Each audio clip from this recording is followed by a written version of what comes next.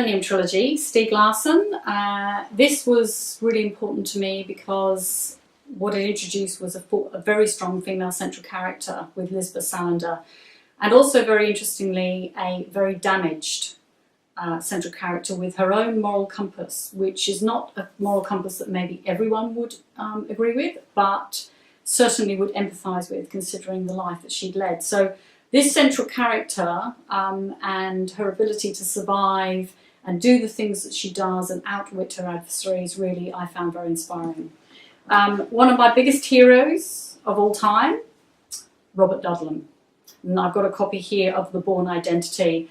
Robert LUDLUM, who's very sadly no longer with us, indeed, nor is Stieg Larsson, he really was had a major impact on the writing of thriller novels, the action novels that you now see on television and in movies. An amazing imagination, and I absolutely adore his work. John le Carré, I am also a very huge fan of. What I like are his more recent political thrillers and his social and political commentary, and most importantly because he writes beautifully. He is an inspiration to any thriller author who really thinks it matters that how they say it, how they write it is really important. So I am a huge fan.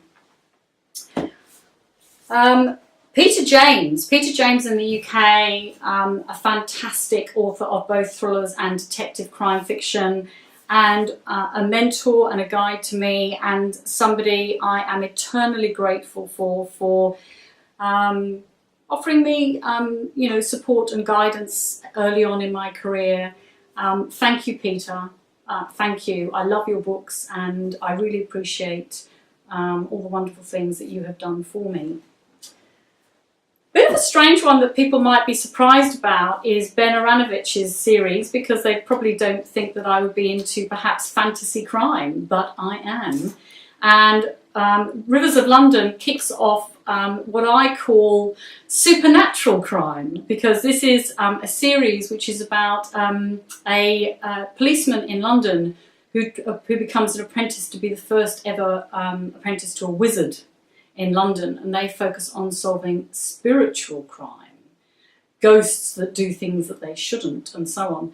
It is brilliant and hilarious, so that might be a little bit of a surprise.